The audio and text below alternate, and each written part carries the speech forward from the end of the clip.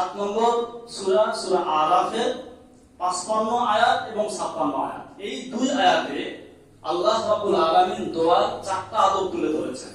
খুব মনোযোগ দিয়ে শুনবেন। আমরা প্রতিদিনই দোয়া করি, দোয়ার সমস্যাটা কোথায়, কেন দোয়া কবুল হয় না বা কিভাবে দোয়া করা উচিত, আজকে খুব ভালোভাবে এটাকে বুঝে নেবেন। এই দুই আয়াতে আল্লাহ রাব্বুল আলামিন দোয়ার 4টা মৌলিক আদব তুলে ধরেছেন। কয়টা? 4টা। খুব ভালোভাবে শুনেন। প্রথম আদব, আল্লাহ তাআলা বলেন উদউ রাব্বাকুম। উদউ, তোমরা দোয়া করবে, তোমরা ডাকবে, রাব্বাকুম, তোমাদের রবকে। তোমরা তোমাদের রবকে ডাকবে, দোয়া করবে, প্রার্থনা করবে। তাদাররুআ, এটা প্রথম আদব। খুফিয়া, দ্বিতীয় আদব। খাউফা, তৃতীয় আদব। তামাআ, চতুর্থ আদব। প্রথম আয়াতে 2টা, দ্বিতীয় আয়াতে কি 2টা, 4টা। এবার আসুন অর্থ করি। তাদাররুআ, বিনীতভাবে। বলেন তো কি? বিনীতভাবে। আজীব কথা, খুব মনে রাখতে হবে। আমাদের দোয়ার সময় 4 আদব কোনটাই থাকে না। তাদাররুআ, বিনীতভাবে, বিনম্র, সর্বোচ্চ বিনয়ের সাথে দোয়া করতে হবে।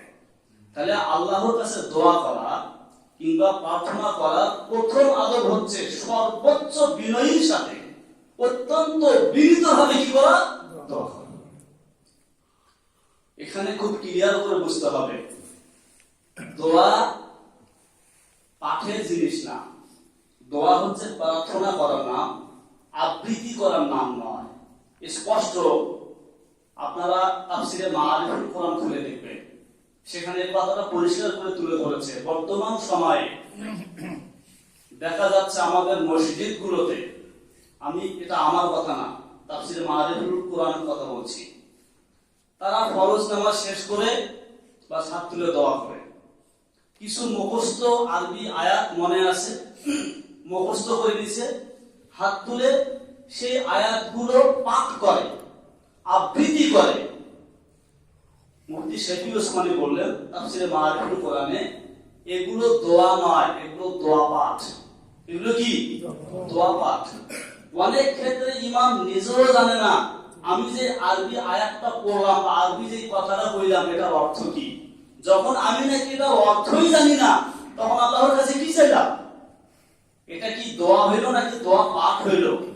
খবরদার, দোয়া পাঠের বস্তু বানানো যাবে না, প্রার্থনা আবৃত্তির বস্তু বানানো যাবে না। প্রার্থনা করতে হবে, আল্লাহর কাছে চাইতে হবে। এটার জন্য আরবিও জরুরি না। আপনি আপনার গ্রাম্য ভাষায় যেভাবে পারেন মুই করে আপনি আল্লাহর কাছে চাইতে পারবেন, যদি সেটা আপনার আবেগ থেকে হয়। আল্লাহ মোকে ওইটা দাও, এটাই বিনীত স্বরে হতে হবে। ওখানে সাধু ভাষারও দরকার নাই, কোরআন হাদিস বর্ণিত দোয়াগুলো আপনাকে কষ্ট করে মনে করে করে পাঠানোর দরকার নাই। এই জন্য ইমাম আবু ইউসুফ রহমতুল্লাহ আলাইহি বলেছেন, যারা হজ করতে যান, উমরা করতে যান, বিশেষ বিশেষ জায়গায় বিশেষ বিশেষ দোয়া আছে, আছে না নাই? হাদিসে বর্ণিত কিছু দোয়া আছে। ইমাম আবু ইউসুফ বলেন, বিশেষ বিশেষ জায়গাগুলোতে হাদিসে বর্ণিত দোয়া পাঠ করা জরুরি নয়। কেন? এতে আপনার ভিতরে যে খুশু খুশু এই ভাবটা আসবে না, কারণ তখন আপনি তো ওটাকে মনে করার টেনশনে থাকবেন। আপনি বরং আপনার মতো করে যে কোনো বৈধ আপনার প্রয়োজনীয় বস্তু আপনি আল্লাহর কাছে সর্বোচ্চ বিনীত স্বরে, ভাঙ্গা ভাঙ্গা স্বরে আপনি চান। আল্লাহ উঠেই চায়, আল্লাহ আপনার কাকুতি বিনতি চায়। আপনি কতটা মিসকিনের সাথে, কতটা নিজেকে একদম মিসকিন করে আল্লাহর সামনে তুলে ধরে যাচ্ছেন। আপনার বাড়ির সামনে যদি কোনো ভিক্ষুক আসে, ও বুঝি সাধু ভাষাতে বলে আমাকে একটু ভিক্ষা দাও, এবার বলে ভাই একটু ভিক্ষা দেন ভাই, বলে না? তখন সে সর্বোচ্চ আবেগটা প্রকাশ করার চেষ্টা করে। যেভাবে বললে বাড়ির মালিক দেবে বলে মনে হয়, সে সেই ভাবটা নেয়। তো আপনি যখন মহান আল্লাহর কাছে যাবেন, তো আপনাকে সবচেয়ে বড় মিসকিন ছেলে আল্লাহর কাছে চাইতে হবে। এটা হলো তাদাররুআ, বিনীত স্বরে। ভুলেও দোয়াকে পাঠের বস্তু আর আবৃত্তির বস্তু বানানো যাবে না, আপনাকে প্রার্থনা করতে হবে। এই জন্য ফরজ নামাজের পর ইমাম সাহেব দোয়া করেন, আমি এই দোয়ার বিরোধিতা করি না, স্পষ্ট, সেটাও হাদিস দ্বারা প্রমাণিত। সম্মিলিত দোয়া, এটাও হাদিসে এসেছে, পরিষ্কার কথা আমি বলছি আপনাদের। কিন্তু ইমাম সাহেব যখন দোয়া করবেন, মুখস্থ কথা যেন না বলেন, দোয়া যেন পাক না করেন, তিনিও হৃদয় দিয়ে আল্লাহর কাছে চাবেন। আর কৃষ্ণ যারা বলবেন তারাও সেটাকে অনুধাবন করবেন, বুঝবেন, তারাও তাদের মতো করে চাবেন, প্রয়োজনে মাঝে মাঝে আমিন আমিনও বলবেন। আপনারা শুধু আমিন বলার কন্ট্রাক্টটা নিয়েছেন আর ইমাম শুধু দোয়ার কন্ট্রাক্টটা নিয়েছে, এটা কি হইলো? মানে আপনার কি আমিন ছাড়া কোনো কাজ নাই? মানে আপনার আলাদা কোনো প্রয়োজন নাই, ইমাম যেটা চাইছে ওইটাই আপনার চাওয়া? বুঝলেন এই মনে হয় কথা? আপনার আলাদা চাওয়া আছে না, ইমাম ইমামেরটা চাচ্ছে, আপনিও আপনারটা চান। বুঝুন, যদি আমি আমারটা চাবো তাহলে ইমামের সাথে হাত উঠানোর দরকার কি? হ্যাঁ, এই কথাটা পরিষ্কার বুঝতে হবে। ইমামও হাত তুলছেন, আরো অনেকে হাত তুলছেন, আমিও হাত তুলেছি। যদিও আমি আমারটাই চাচ্ছি, সবার হাতের সাথে যখন আমার হাতটা উঠেছে, হতে পারে এখানে কোনো ব্যক্তি এমন থাকবেন যার দোয়া আল্লাহ কবুল করবেন, আর ওই জামাতে শরীর থাকার কারণে আমি মাধ্যমে দোয়াটা আল্লাহ কি করবেন? এটাই উদ্দেশ্য, আলাদা কিছু না। আপনি আপনার মতো করে চান, শুধু আমিন আপনি বলে যাবেন আর উনি হলো দোয়া করে যাবেন। আল্লাহর রাস্তায় দোয়াকে নিষ্প্রাণ বানাবেন না। বলুন তো, দোয়াকে কি বানাবেন না? নিষ্প্রাণ বানাবেন না, দোয়াকে জীবন্ত বানান। কি বানান? জীবন্ত বানান। আমাদের প্রায় অনেকগুলো ইবাদত নিষ্প্রাণ, আসি যাই করি নিষ্প্রাণ, দোয়াকে বানাতে হবে জীবন্ত। কথা বুঝে আসছে? তাহলে দোয়ার প্রথম শর্ত হচ্ছে তাদাররুআ, বিনয়ের সাথে দোয়া করা, বিনয়ের সাথে দোয়া করা। এক। 2 নম্বর আদব আল্লাহ তাআলা বলছেন খুফিয়া। খুফিয়া ওই যে ওখানে বলেন খাফিয়া, তিনি গোপনে সংগোপনে আল্লাহর কাছে চেয়েছেন চুপিসারে। তো দোয়ার আদব হচ্ছে চুপিসারে দোয়া করা। আপনার চোখ দিয়ে পানির বন্যা বইবে, হৃদয় ফাটবে, মুখটা খামোশ থাকবে। হৃদয় ফাটে না, চোখে পানিও আসে না, মুখের গর্জন তর্জন, বাপরে বাপ কি একটা হয় অবস্থা, এরকম না? আল্লাহ, হৃদয় ফাটবে, চোখ দিয়ে পানি পড়তে থাকবে, একটু একটু আওয়াজ আসতে পারে।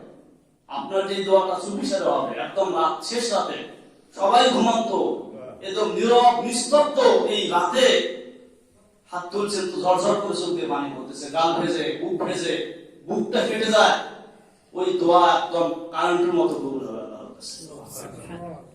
দোয়াকে ফ্যাশন বানানো যাবে না, এটা আপনার একান্ত ইবাদত। দোয়া কি?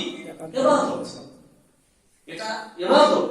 সুতরাং দোয়ার ব্যাপারে আমরা যেন গাফিলতি না করি, শুধু ইমামের সাথে হাত তুললাম শেষ না, আমি আমার জীবনের একটা অবিচ্ছেদ্য অংশ বানাবো থাকে দোয়াকে। যত বেশি পরিমাণে দোয়া করবেন, আল্লাহর কাছে যত বেশি চাবেন, তো আল্লাহর সাথে তত বেশি সম্পর্ক তৈরি হবে, দোয়ার মধ্যে তত বেশি ইয়াকিন পয়দা হবে। আর দোয়ায় ইয়াকিন পয়দা না হলে ওই দোয়া হবে না। সর্বোচ্চ ইয়াকিনের সাথে আমার দোয়া আল্লাহ কবুল করবেন, অবশ্যই করবেন। আল্লাহর রহমতের আশার দিকে চাই আপনি এই ইয়াকিনের সাথে দোয়া করবেন, তো দোয়া কবুল হবে। বলেন, দোয়ার প্রথম আদব কি? বিনীতভাবে দোয়া করা। দ্বিতীয় আদব কি? খুফিয়া, চুপির সাথে দোয়া করা।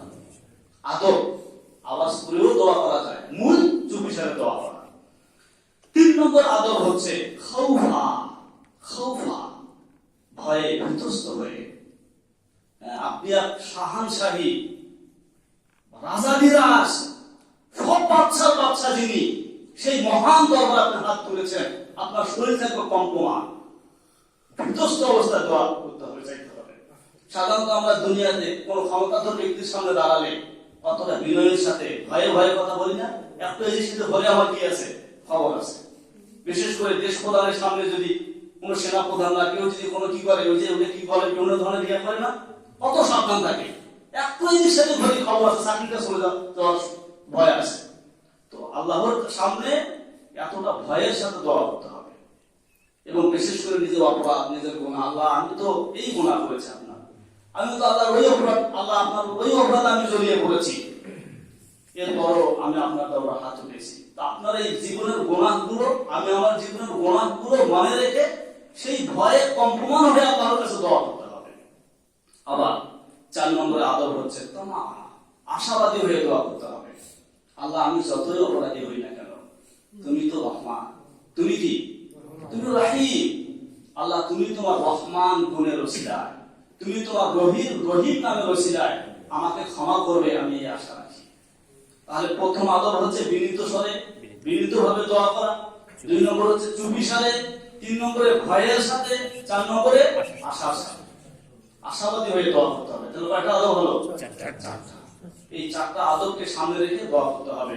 দোয়ার সময় চিল্লা পাল্লা করা এটা আদব পরিপন্থী। আরো যদি লৌকিকতা আসে, আপনারা জেনে থাকবেন সহিহ বুখারীর একটা বর্ণনা, হয়তো শুনছেন, আবারও শোনেন। খায়বারের যুদ্ধে, কোন যুদ্ধ? খায়বারের যুদ্ধের সময় একবার সাহাবায়ে কেরাম দোয়া শুরু করলেন, আওয়াজ দিয়ে দোয়া করতেছিলেন।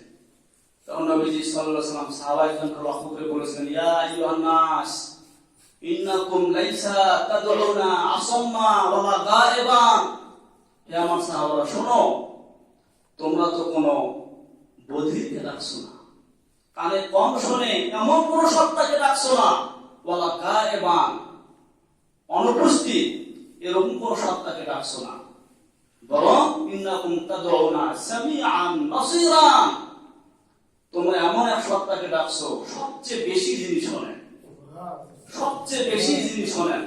সাগরের একদম তলদেশে কোথায় কি নড়াচড়া করছে আল্লাহ শোনে না? শোনে না? এখানে আছে তো আমাদের ইন্নাকুম তাদউনা, তোমরা তো বরং ডাকছো সামিআন, সবচেয়ে বেশি শোনে এমন এক সত্তাকে, বাসীরান, সবচেয়ে বেশি দেখে এমন এক সত্তাকে। কোথায় কি হচ্ছে সবকিছু তিনি দেখেন। আবার রাসূল বলেন, ওয়া মাআকুম, তোমরা যখন যেখানে যাও আল্লাহ তোমাদের সাথেই থাকে। সুতরাং সবচেয়ে কাছের, সবচেয়ে বেশি শোনে, সবচেয়ে বেশি দেখে এমন এক সত্তাকে যখন তোমরা ডাকছো, তাহলে আওয়াজ করে ডাকার তো দরকার নেই, অত চিল্লা পাল্লা করে ডাকার তো কি নাই, দরকার নাই। আল্লাহ তাআলা কোরআনে কারীমে বলেছেন, ওয়া ইযা সালাকা ইবাদি আন্নী ফাইন্নী করিব, ওয়া ইযা সালাকা ইবাদি আন্নী ফাইন্নী করিব। আল্লাহ তাআলা বলেন, হে রাসূল, যদি তারা আপনাকে প্রশ্ন করে আমি কোথায় থাকি, তো বলে দাও ফাইন্নী করিব, আমি প্রত্যেকের কাছেই থাকি। সুতরাং যেই মুহূর্তে যে আমাকে ডাকে ওই মুহূর্তে আমি তার ডাকে কি দেই, সাড়া দিই। কারণ আল্লাহর গুণের মধ্যে ঘুম নাই, কি নাই? হাইয়ুল, চিরঞ্জীব। প্রতিটা মুহূর্ত তিনি জেগে আছেন, প্রতিটা মুহূর্ত শুনছেন, প্রতিটা মুহূর্ত দেখছেন। সুতরাং দিন রাত 24 ঘন্টা যখনই তুমি আল্লাহকে ডাকবে তখনই তিনি কি দিবেন, ডাকে সাড়া দিবেন। সদা সর্বদা তিনি আমাদের ডাকে সাড়া দেওয়ার জন্য প্রস্তুত। বরং যারা নাকি আল্লাহকে ডাকে না, আল্লাহর কাছে চায় না, আল্লাহ তার উপরেই কি হয় না, পুরো উল্টা। দুনিয়ার কারো কাছে চাইলে বেজাল হয়, আর আল্লাহর কাছে না চাইলে আল্লাহ কি হয়। এই জন্য দোয়া এটা আমার জীবনের একটা অবিচ্ছেদ্য অংশ। একজন মুমিনের সবচেয়ে বড় হাতিয়ার কি? দোয়া। দোয়া কবুল না হওয়ার যে কারণগুলো আছে অবশ্যই আমাদেরকে সেগুলো থেকে বাঁচতে হবে। হাদিসে এসেছে, মা মিন মুসলিমিন, সহিহ মুসলিমের বর্ণনা, মুসনাদ আহমদেও এসেছে, মুসনাদ আহমদ মুসলিমের বর্ণনা, মুসনাদ আহমদের বর্ণনা, মা মিন মুসলিমিন ইয়াদউল্লাহ আযজা ওয়া জাল্লা বিদাওয়াতিন লাইসা ফিহা ইসমুন আল্লাহ কাফিয়াতুর রাহমি। যে কোনো মুসলমান আল্লাহকে ডাকবে, দোয়া করবে, দোয়ার মধ্যে গুনাহ থাকবে না। বলুন তো কি থাকবে না? গুনাহের কিছু থাকবে না। প্রেম করে আর আল্লাহর কাছে আল্লাহ যখন দেখা হয় যেন কি হয়, এটা কি গুনাহের দোয়া হইল না? বিবাহের বাইরে আপনার এরকম করা যাবে? আসলে এরকম অনেক ছেলেমেয়েরা ইমাম সাহেব কাছে পর্যন্ত হুজুর একটু দোয়া করেন, অমুকের সাথে এই মিল হচ্ছে না, আছে না? গুনাহ থাকা যাবে না, আত্মীয়তার সম্পর্ক থাকা যাবে না। এইভাবে যদি কেউ দোয়া করে, আল্লাহ তাআলা তার দোয়ার ব্যাপারে 3টা মুআমালা করে। কয়টা? 3টা। হয়তো বা নগদ তার দোয়া কবুল হবে, সে যেই দোয়া করেছিল দোয়া কবুল, সে দেখতে পাবে তার দোয়া কবুল হয়েছে। অথবা ওটা জমা রেখে দিবেন পরকালে। কিসের জন্য? ওটা মারা যাওয়ার পরে কিয়ামতের ময়দানে পাবে। অথবা তার উপরে কোনো বিপদ আসতো, আল্লাহ তাআলা এই বিপদটা কি করবেন, সরিয়ে দেবেন। একটা না একটা হবে। তখন সাহাবায়ে কেরাম বলেন, ইয়া রাসূলুল্লাহ, তাহলে তো আমরা বেশি বেশি দোয়া করব। নবীজি কয়, তুমি যত বেশি দোয়া করবে আল্লাহর খাজনা তার চেয়ে বেশি। তুমি চাইতে চাইতে কি হবে, পরেশান হবে, আল্লাহ দিতে দিতে কি হবে না, তার চেয়ে আল্লাহর খাজনা বেশি। তো গুনাহ থাকা যাবে না, আত্মীয়তার সম্পর্ক ছিন্ন এটা থাকা যাবে না, হারাম উপার্জন থাকা যাবে না, গাফলতির সাথে দোয়া করা যাবে না। এই বিষয়গুলো যদি না থাকে অবশ্যই আল্লাহ তাআলা দোয়া কবুল করবেন। হয়তো সেই ফল আপনি দুনিয়াতে দেখবেন, না হয় পরকালে পাবেন। আমরা দোয়া এই বিষয়গুলো মনে রাখি।